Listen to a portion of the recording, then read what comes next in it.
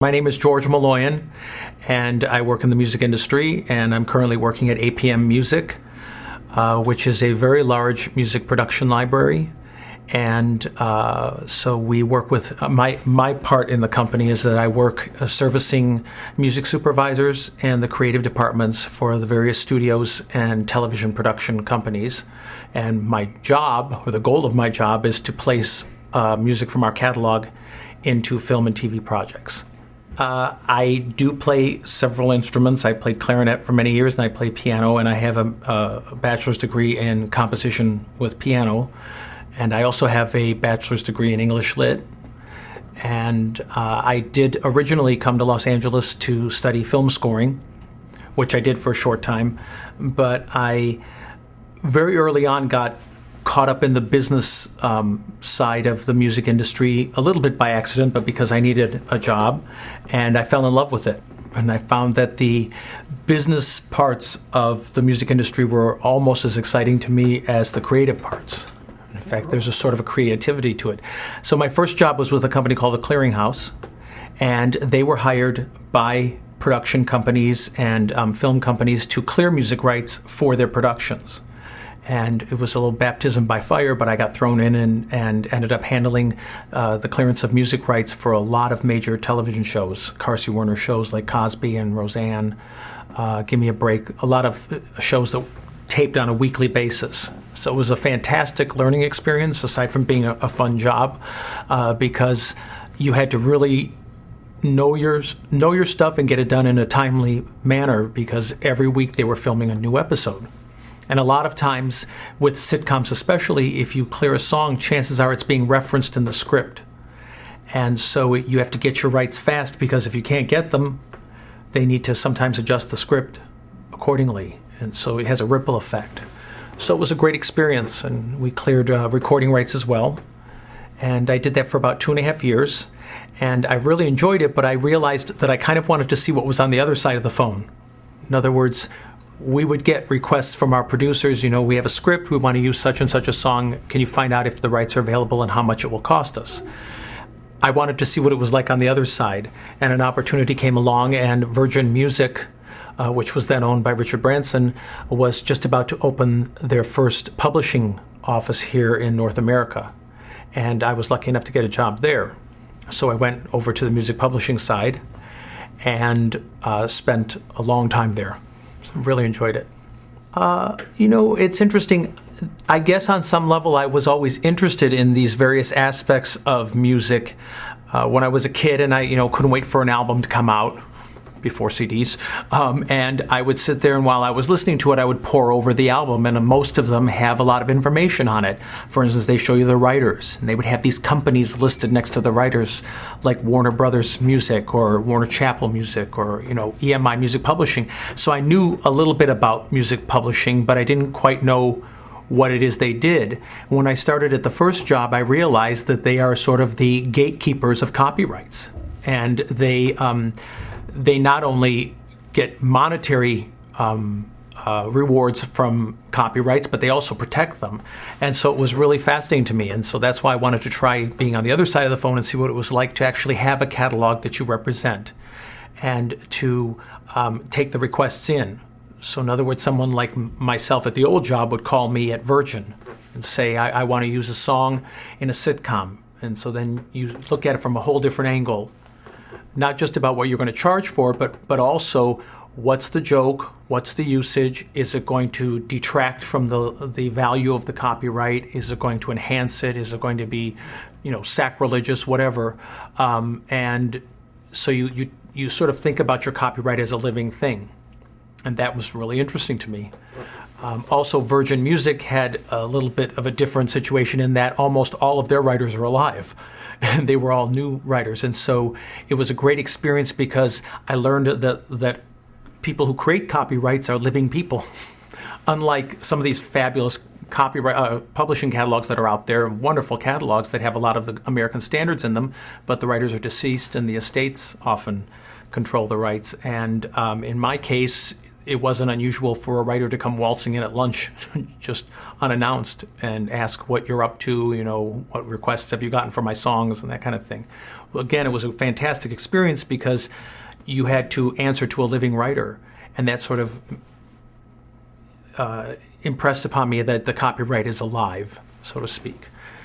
So I did that for many years, not just waiting for the phone to ring, but publishing companies will proactively push the catalog. And so at some point I started getting involved with actually going out and soliciting music studio, production companies and film studios and saying, what have you got coming up? What Indiana Jones Part 40 is coming up. We want to place a song in it, and here's some stuff we think might work for you. So that's sort of a proactive thing that people will do to push their catalog. And so I did that for many years, and then I went over to Virgin Records, which was the record arm of the Virgin Empire, and thought, well, let me learn how the record company really works. So I did that and spent a lot of years there, which was also amazing. And towards the end of my stay there, I ended up doing soundtracks for them, which was kind of a beast unto itself, and which I was very excited to have a chance to do. And so I did that, and by virtue of doing soundtracks for them, I learned just about everything from step one to the end of putting a CD out, which was a great experience. Virgin Records was a firm believer in score soundtracks, which are when you primarily have a dramatic instrumental score, orchestral score, to a film. And they would pick up the rights to that and release it. So it's not exactly a song-driven project, but rather, for instance, one of the first soundtracks that Virgin acquired the rights to was The Mission, Ennio Morricone's famous score. And while it had an amazing life with that film, it's also had an amazing licensing life separate from that film. And for a lot of years, and I think probably still today, a lot of films will license music from that recording to put in trailers of their films that are coming up because it's so recognizable, so beautiful and dramatic. We also did song soundtrack projects as well. One that comes to mind is The Saint, which was a Val Kilmer film from years back. And that's a different kind of thing. That's a sort of a compilation type project. And that's very interesting because you end up having to, you try to utilize the artists that are on your own label, but you also sort of have to play barter with other labels because invariably you have to service the film. And invariably there will be artists that the director wants or that you need for that picture that don't belong to the Virgin Records family or whoever owns them. At the time it was EMI. And so you have to learn how to work with other labels and get artists that aren't on your label to be on your soundtrack. And so again, there isn't much that you do with music in the actual commercial music industry that doesn't involve some business sense. And I've always enjoyed that. Didn't know I was going to when I was in college, but it turns out I did.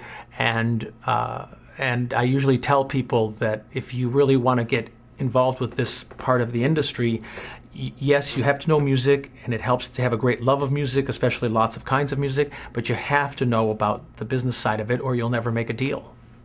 And the best song ideas in the world for movies are great, but if you can't get the rights, they're nothing. So I did that for many years. After Virgin, I actually spent some time freelancing, and I did for about 5 years.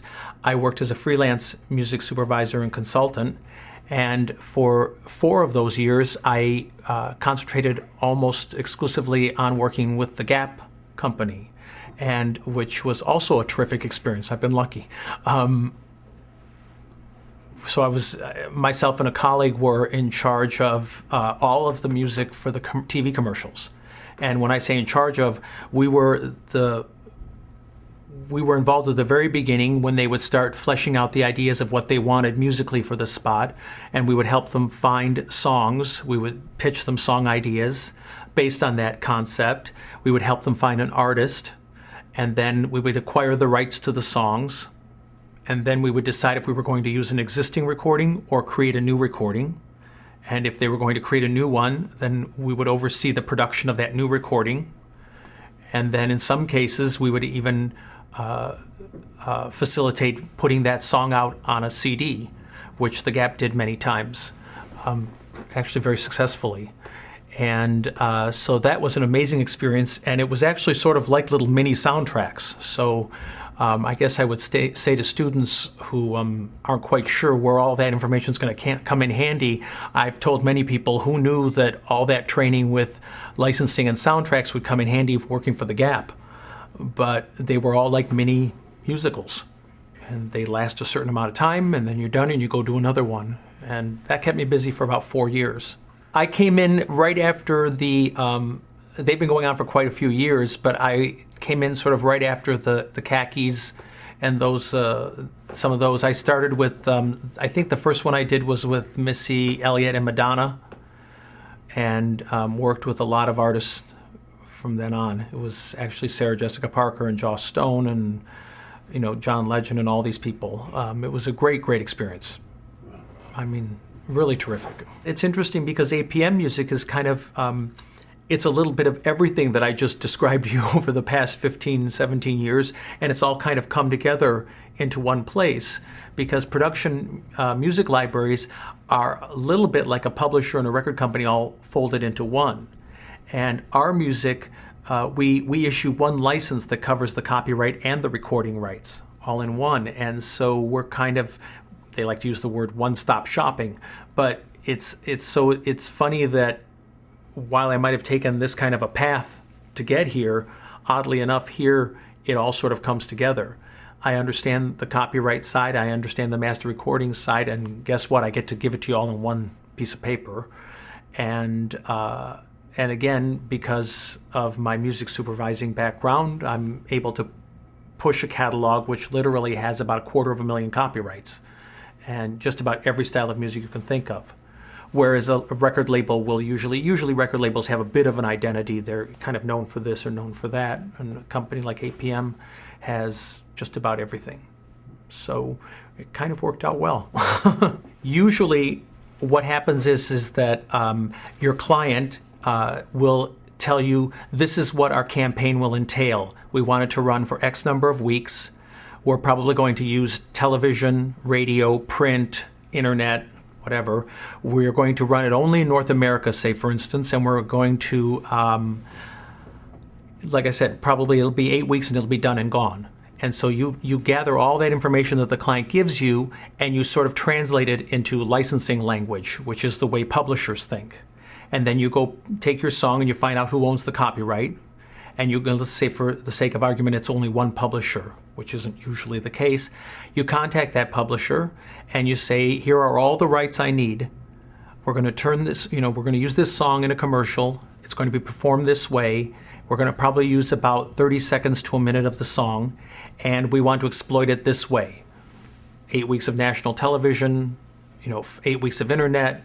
The song title will be used in a print campaign, all these different things. All of those things are rights that are buried in the copyright, so the publisher has to sign off on them.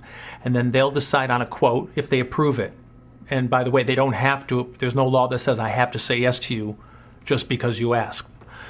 That's an important thing to remember because most people don't, it kind of comes as a shock to them. Sometimes all the money in the world won't buy you your rights if someone isn't inclined to grant them to you. And so then once they decide if they're okay with the use, they will give you a quote. And then there's a negotiation process usually because like everything else, they usually come in a little high. You go back and forth. Not always. Some publishers are very good. They know kind of what to charge. Then once you agree on a price, then you've got the rights. And then you go ahead and do the campaign. And once the campaign is all together, you create a license, an actual legal document that will solidify all the rights you've amassed. And sometimes sometimes I would draft the contract myself, depending on who was involved. And sometimes the publisher has a contract; they send it over, and that's basically how you get there. Then, if you need to create a new recording of it, that's a different thing. Because now you're involved with, usually if you're going to record the song, you've got an artist who's a recording artist, and that artist will be signed to a record label. And so for all intents and purposes, their vocal performance belongs to that label. even though I might pay for the entire recording that the Gap is going to use, I can't ever actually really own the vocal performance that that artist is going to embody on that track. So you have to negotiate with that artist's label and say, what will it take for me to get the rights to use that person's vocal performance in our track? So that's a whole separate kind of little negotiation.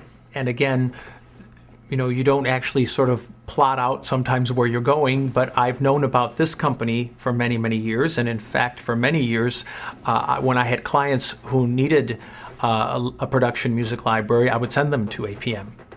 And so I knew this company and I knew a lot of the people here, and they were looking for someone to add to the staff that would focus on the kind of people like myself who are out there doing what they call music supervising.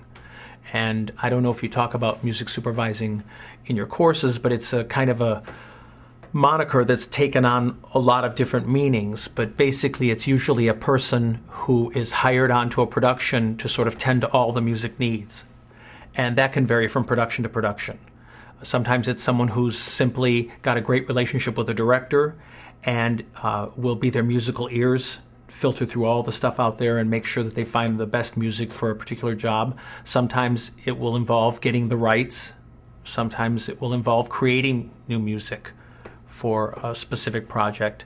But they're kind of a whole separate breed of people within the music industry and the production industry that are out there facilitating the use of music. And APM wanted someone who sort of came from that world that would go after them and make sure that they knew everything about APM in our catalog and make sure that they used it as much as possible. It helps to love music and it helps to like a lot of different kinds of music. I'm not saying you have to love every style of music, but it helps if you're able to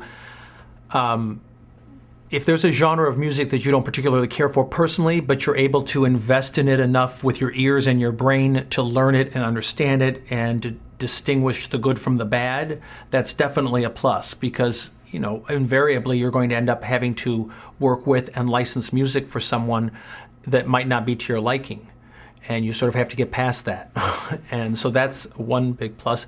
I think people skills, fundamentally there's a negotiation part of every aspect of this. And so I think being able to have a decent conversation and having good writing skills. For me, I've always enjoyed putting the deal together almost as much as putting the music together. So I actually find that there's something, dare I say, creative about drafting the contract, making it fit exactly what you need. And I guess it was the English lit major in me. I don't mind drafting contracts.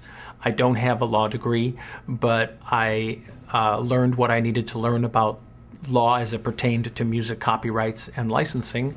And so I kind of enjoy that. And so, but definitely writing skills, complete sentences, no sideways smiley faces, full-on sentences and proper grammar. That always helps. And I don't mean to sound sarcastic, but it does seem to be like that's not a real requirement in a lot of things anymore.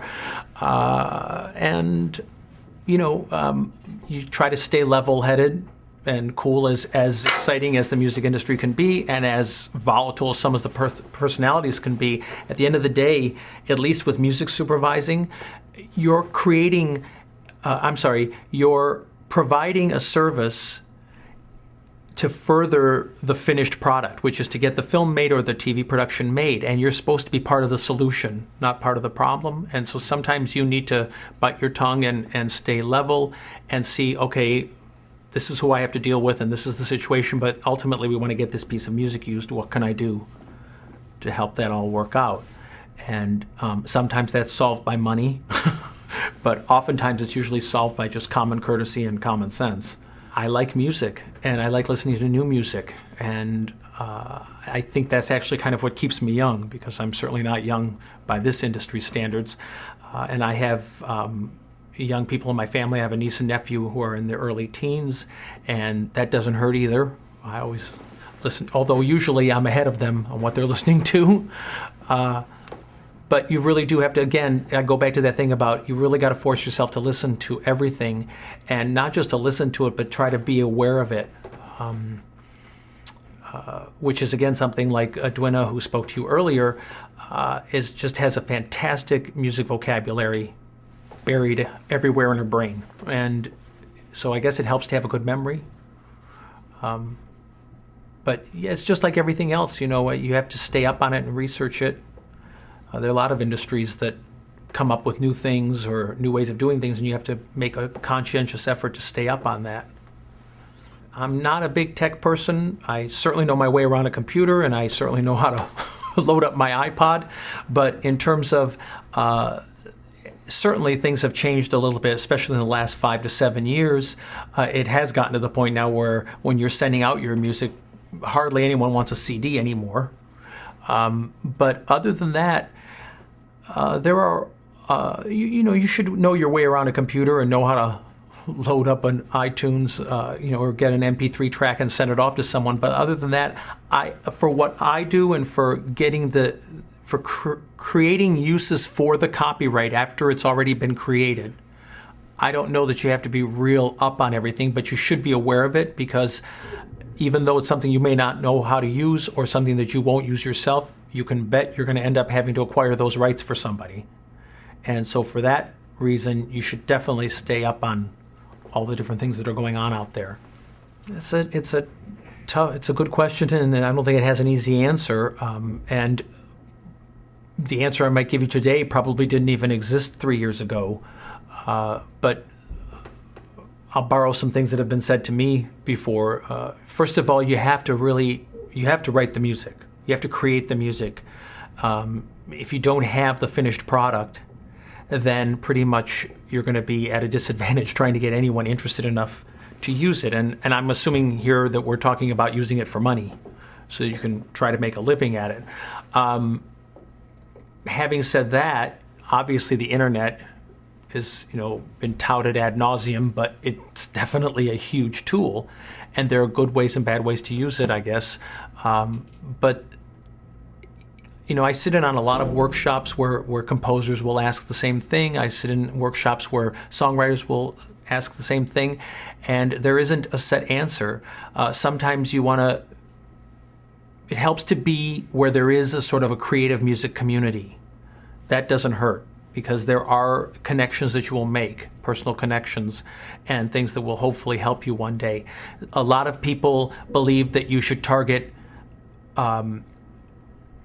active recording producers, because nowadays it's very common for a producer who's also a bit of a writer who will take up residence and create his own studio, and then they get access to artists by making deals to produce a CD. And so if you can get material to them, sometimes you can get things recorded that way.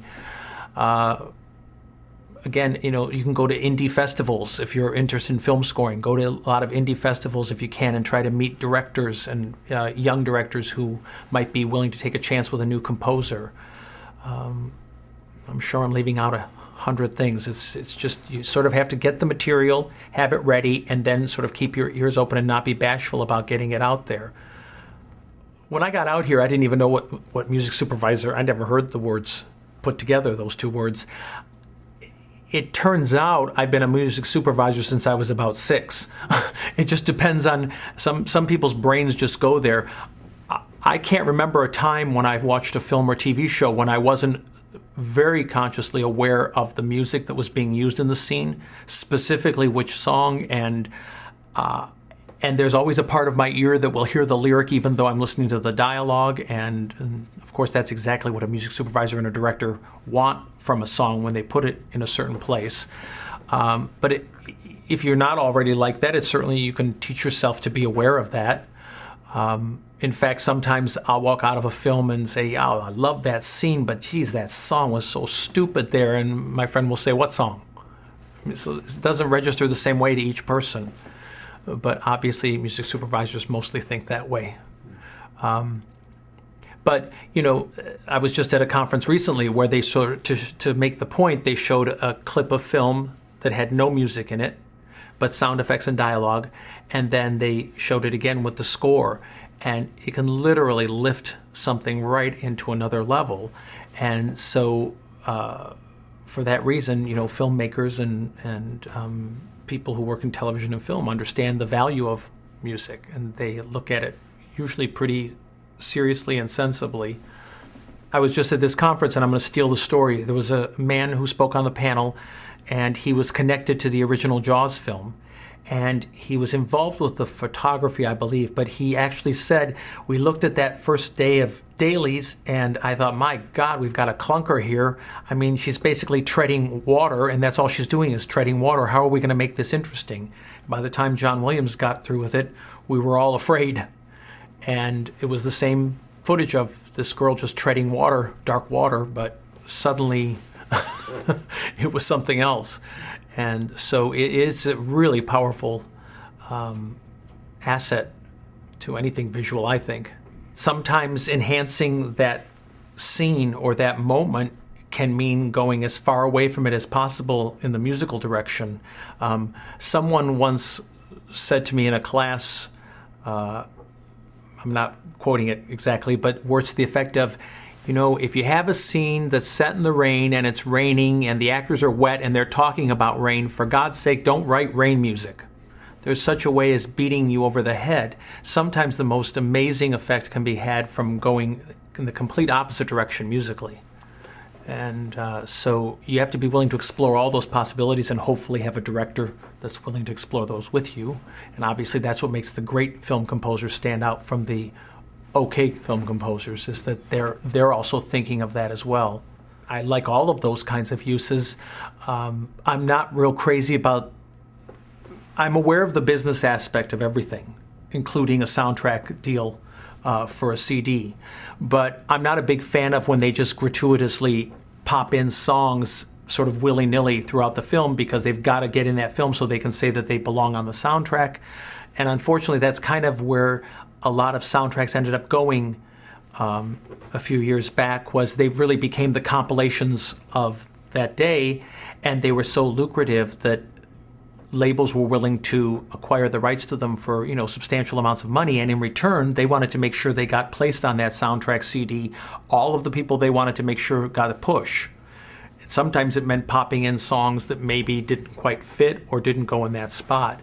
But when a song works, it can really just be amazing. It's an old film, and maybe your students don't even know it or haven't seen it, but I always think of the first time I saw The Killing Fields, which is a spectacular film, and you go along and you finally get to the very end, and all of a sudden at the very end here comes Imagine by John Lennon, and it's such a powerful use of the song. And the camera kind of pulls back, and there isn't any dialogue, and the lyric speaks for itself, but it speaks absolutely to everything that just came before the 2 hours that you sat through. And so, it could be a fantastic thing. And score is just score. I love score. Usually, the pop songs, if we will, or existing songs that get put into a film, obviously those rights belong to a publisher and the writer. And so you can't get those as works for hire, but you can license them, and usually you'll license them for perpetuity so that they don't ever have to be paid for again. But the kind of the ways that you can exploit the film might be limited depending on the license. And you'll hear language like now known or hereafter devised, or, in perpetuity throughout the universe because the world isn't big enough. It depends. Every studio has nuances of the way they like the language. But even with pop songs, sometimes if they're commissioned for the film, they will oftentimes the copyright will end up being owned by the film company. And nowadays, almost every film company is connected somehow to a catalog. So obviously a studio like Disney has a publishing arm, and by virtue of the deal they make, that copyright will end up belonging to the publishing division of Disney. Paramount, up until recently, had a publishing arm called Famous Music, and so same thing. But otherwise, the score which is written originally and specifically for that film is usually a work for hire, and usually all the copyright rests with the studio. But there are instances where sometimes even that the composer will be allowed to retain like 50% of the publishing, which is an amazing thing. It doesn't happen often, but there are some instances where the film just doesn't have the budget, or the studio doesn't have the budget, and the composer is of such a stature that the director wants them so badly, and they'll say, okay, how about if we can't afford to pay you your usual fee, but what if we let you keep some of this? That doesn't happen a lot, but when it does, it's usually great. I'll just give you the easy answer. I can't even answer that. Could be $1. It could be $500,000. Could be more. That's really a question that there's so many parameters that go into it that it really doesn't have an answer. Well, you have the budget of the film. How important is it? The visibility of the film and the appeal that it has. If they're really trying to go after a demographic where music is really important, then they're going to have a larger music budget set aside. How badly do they want that artist to write a song? Who's going to produce the track? All these different things come into it. And so, yes, they could pay an astronomical amount of money, but to get what they want, and it might be well worth it. And then there are projects where sometimes they have no money, but the project speaks so profoundly to an artist that they're willing to take it on, and they find a way to make it all work. Well, you'll probably get 100 different answers from 100 different people. For myself, I like to try and stay up on what's going on. I read a couple of papers a day, and I read the trades, and I pay attention to what's going on. So you like to have a little bit of awareness about what's going on out there. And I've always found that it's a helpful thing to know a little bit about the project you're going to start bothering someone about. Don't be a complete blank about it. And then hopefully find a way to engage them in a conversation and find out what it is they're looking for. You can make a presumption and say, I think they want this, but the best thing is to speak to the people who are working with the music, whether that's a music supervisor or a director or a producer, so that what you start feeding them speaks to what they're looking for. And it's funny, everybody knows music. Everybody knows what they like. And that sort of makes everyone an expert on music. So it's a touchy thing, and if I feed you a horrible dish at the first time you sit down to dinner, you're probably not going to come back for the second dish. So I believe that you should be a little bit thoughtful about the first things that you send someone, because I think that can make an impact. Some of the really obvious ones, like, is it a comedy? Is it a drama? What are you looking for? Do you want vocal? No vocal? Do you want a hook in the chorus? Do you want a catchphrase in the chorus? Are we going to hear the lyric, or is it just going to be in the background? All those kinds of things, which I guess, again, I kind of think of without thinking of. But I guess when you're starting out, you might want to have a little checklist and say, did I hit all these things? You can have the best song in the world, but it might be buried in the bottom of a jukebox in a restaurant scene, and in the finished film, you'll barely know it's playing. And then there'll be other times when the director will say, yeah, I need a song here, and at this point in the dialogue there's going to be a lull, and I want the lyric to come up, and it would be great if the lyric commented on that, and when it all works, it's great. I'm just sort of biased that way. Those are all things that are important to me, and I just think it helps. It can't hurt to know any of that stuff. And we all sort of focus on things that we like more than the things we don't care for. But in my experience, I found it helpful to have some knowledge of all those things. Art, literature, painting, politics. I mean, a little bit of, you should be, to me, that just makes you a well-rounded person. And if you're a well-rounded person, that helps you in your people skills. And ultimately, your people skills are going to come into play on some level, I think. And again, I should mention also one thing I left out. A lot of times, I was saying earlier that, everyone's an expert on music. On the other hand, also, a lot of people don't quite describe it the same way, and a lot of people don't even people in the music world don't always use musical terms properly, or they think they're using them properly. And so just like everything else, there's a language barrier, and you have to be able to engage the person in conversation long enough to figure out if you both understand the same thing and you're both looking for the same thing. And I have a famous story that I tell people where a film company called and asked me if I could get them some, indie rock music like Aerosmith. And I don't know that anybody by any standards would call Aerosmith indie rock, but that producer did. And so I wasn't about to correct him. What I did was I walked him through the conversation and sort of mentioned some other bands and some things and this and that, and you sort of like fill in all the colors until you figure out, oh, this is what this guy thinks is indie rock. That's what I've got to get him. Oh gosh, I don't know. I stopped doing that a long time ago because everything changes so much. I haven't been inside of a record label as an employee for 6 years, and I know people say this all the time, but it is absolutely not the same world it was 6 years ago. That's a very short amount of time for an industry to change so dramatically. And I'm guessing that the changes are going to come even more quickly from here forward. So honestly, I think the only thing you can count on is you will never get away from the value of a copyright and the actual music. And so if I can still be working with music in 5 years' time, then I think I'll be happy. I do seem to be I've done a lot of different things, and I do seem to be following the music everywhere rather than saying, oh, I'd like to do that for a job. And that makes me happy. And some people, it might not make them happy, but for me it has. Well, I'm a huge theater fan, so I'm a big Sondheim fan. I also like more classic standard Broadway music like Jerry Herman, and but I like all kinds of new writers and big Stephen Schwartz fan, so that kind of thing. I also, but I like to listen to lots of different things. Gosh, now I'm going to blank because you asked me.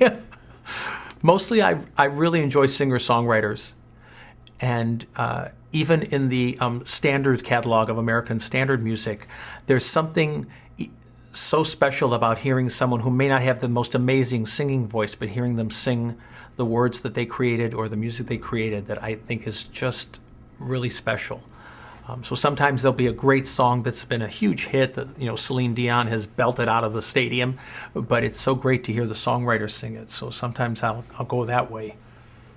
Well, I would say up until about 6-7 years ago, maybe that was a valid concern, but now it seems like that's a valid concern with any field. I don't know what field has got security in it. My father worked in the automotive industry and worked at the same company for 38 years, but that same large automaker doesn't keep people for that long anymore. They keep them for barely a third of that. So I don't really know. I don't think I have any words to make them feel better, but I also don't have any words to encourage them to continue to think that way. So again, just varying your education and varying your information and your knowledge and keeping your ears and eyes open, to me, is the best way to be able to at least stay up with things as they change. That's a great question, and it's a realistic question, and the easy answer is it's all in the negotiation. You, as the producer, can ask for anything you want, anything at all, and I, as the publisher, can absolutely not give you anything at all. And someplace we meet in the middle. What usually happens in a situation like that is, if it's that important to you to keep that copyright somewhat separate from the rest of the world so it can identify your TV show, then the publisher will come up with a dollar amount that will reflect that risk, because in essence you're asking them to take it off the market. In other words, you get to make money with this copyright, and by the way, I don't want you to make money with it until I decide if it's going to work for my show. So you have to compensate them, so to speak, and all of that sort of enters into it. And especially in the world of advertising, a lot of times one of the first things a retail client will want to know when they're looking at a song as a possible commercial campaign is, what's the ad history on it? What are the last 5 clients that used it in the last 5 years? I always find that a little bit funny because, I don't think the American public has that much memory, but then again, if it's a great campaign, it definitely sticks in your head, and I see the value of asking that question. And then in the world of advertising, for instance, I can say, well, all right, I'm going to license that song from you when I sell blue jeans, so I'm going to pay you this fee, and incumbent in those rights, you're going to not license it to any other jeans companies for a year. So that's how you work it out, so that, you know, two jean companies don't come out with a commercial with the same song in the same week. So there are ways to do that. And also there are very wonderful monetary gains for the publisher of that copyright. If you get a hit TV show and it's playing on 26 episodes, and then you get picked up for a few more seasons, and away you go. And that generates performance income, performance royalties that get collected by ASCAP and BMI, and will make the publisher and the writer very happy. So, you know, it's not like it's all one-sided. The publisher and the copyright holder have something to gain as well, but definitely you have to, and that's a really good question to ask as well, because you have to think ahead like that. What if, God forbid, you have a hit series, which doesn't happen often but could? You want to be prepared for that. So there are all kinds of things, but it's all in the negotiation. It's all out on the table. It's usually something you will ask for because there's a lot at stake with these commercials. Obviously, you know, you have usually a very finite window. I mean, there are commercials sort of like, say, the Target ones, where you have lots of product and the spot's really more about branding that store. But then there are other usually more common is that there's this particular product you're pushing. So there's a lot at stake, and you want to kind of make sure that you have your own identity for that 4 or 5 week window that you're going to be inundating the TV with your commercial spot. And to some extent, that actual thinking kind of comes into play too with regular song uses just in the context of a program. You know, if it's a really important use and it's a really powerful film, it might be somewhat forever wedded to the one to the other for some time to come. And, you know, you want to take that into consideration as well. It might color the way people view the song. It doesn't happen a lot in a bad way, but it can. Usually it's in a good way. Well, the answer for APM is a little bit different because we don't really deal with that. And one of the things that a company like APM offers is the sort of airtight security that our copyrights are safe and that you as a producer won't be having any of those issues. But if you get into the world of popular music, it's really kind of gotten down to a science. There are whole departments of business affairs lawyers that sort of sort out the sample situation before the thing is even released. Even then, though, even with the best of intentions, things get done creatively at 4 a.m. at a recording console that somehow never quite make it to the business affairs department. And so after the fact, you're constantly hearing about things where, oh, wait, we just lost 20% of that copyright. It turns out they sampled something and we had to negotiate, and so now it's not 100% owned by the artist. It's 80% owned and 20% is the sample. And that is something, again, you know, maybe your students have to remember, you got to know the math. The pie has to equal up 100% of the copyright, and 95% of a copyright won't do you any good. You have to have the whole thing. And sometimes the sample holder will end up sort of holding the copyright hostage, if you will, in the sense that they get a piece of the copyright and then they're sort of nowhere to be found when it comes to licensing. So those are all things that have to come into, you know, enter your brain when you're sorting these things out. But there was a very popular copyright with an artist just within the last year that it had many, many parts, many, many samples, but the record company thought they had them all sorted out, and we just couldn't get it locked down. And even the artist manager called one day and said, you know, you guys should just pick another song. This isn't going to happen soon. So, you know, it's a real problem, and again, it involves communication, where the record company has to really stay on top of the producer and the artist and see what's going on before it's pressed and released. No, a copyright is a property, and you do not have the right to just use it.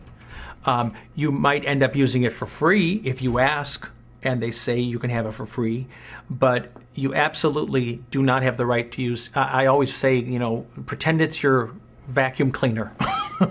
Can I just take your vacuum cleaner home tonight and not give it back? No. You can borrow it.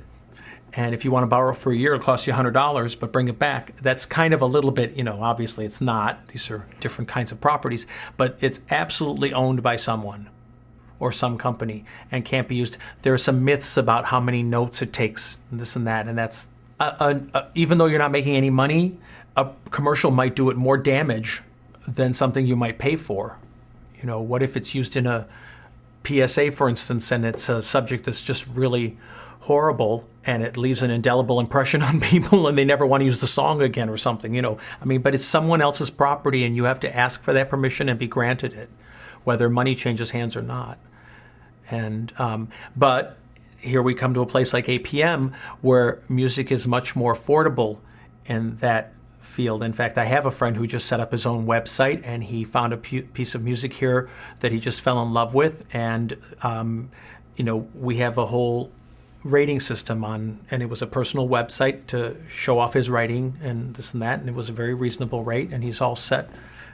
He can sleep easy at night.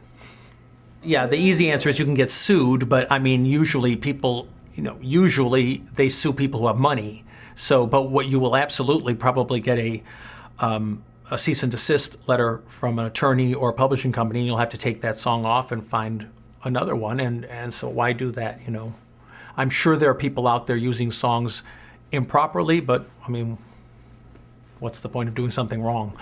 Again, film festivals are getting very savvy. I'm sure in the paperwork that you fill out to submit your film for consideration, you have to warrant that you have the rights to those songs, even if it's just for the film festival. And many publishers and record companies are really terrific. They understand that young filmmakers are out there, and this is something that maybe your students will find useful, is that you might get started with a very small budget project, or a project that's really sort of left of center, and your only real hope is to get it into a festival and get it recognized, and you just don't have the money, but you want all these great songs. You can go to the publishers and the record company and say, I have this film, here's what the film is about, we think it's great, we just don't have the money, but can you give me just a 1-year license and let me try it at the festivals and see what happens? And if it gets picked up from a festival run, then we'll negotiate the rights on a broader level for those songs. And sometimes that happens. So, pretty much anything is possible. And when it comes to clearing music rights, my motto has always been, let someone else say no to you. Present your case as best as you can. And you would be surprised what kind of big names you can get who will work with you. If they like your project and they like the use and they're willing to work with you, they'll almost always find a way to accommodate your budget. Oh, there's a lot of different ways. Obviously, ASCAP and BMI and CSAC are the performing rights organizations, and if you go to their sites and search for the songs, you will usually find the writer and publisher information. It's not always real up to date. But another way is to check the recording. And nowadays, I guess you can even Google. Half the time, Googling leads you to information about the writers. But if all that fails, sometimes I've found indie artists that are might not even have a publishing deal, but you pick up a CD at Amoeba, and it's a real small indie label out of Virginia. But you find the record company, and you just track them down and call them on the phone. Say, I found this track. I want to license it. I'm assuming you guys, the record company, have the rights to the recording. Who has the rights to the song itself? Did the band write it? Can you tell me their manager's name or whatever? And you track it down. That's the Sherlock Holmes part of it, and I also find that a lot of fun. Sometimes just pulling all the pieces of the copyright together and getting it all together is kind of a fun thing. That happens a lot, where directors become friends with people, or artists become friends with directors, and and they all fall in love with a project. And it's not a short-term thing. It takes a while to work on those things between the beginning, pre-production to the end, and the music usually goes in at the very end. I've heard Spielberg speak before at various things, and he says, a lot of times one of the first people he confers with is John Williams, who, so the music, even if it doesn't get created, is definitely, its importance is in Spielberg's mind early on. And obviously, you've seen the great films and the work that he does with John Williams. It's fantastic how it works with the characters and with the film.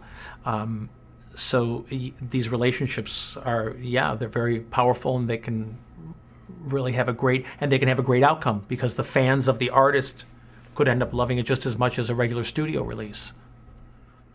Of music selling the product.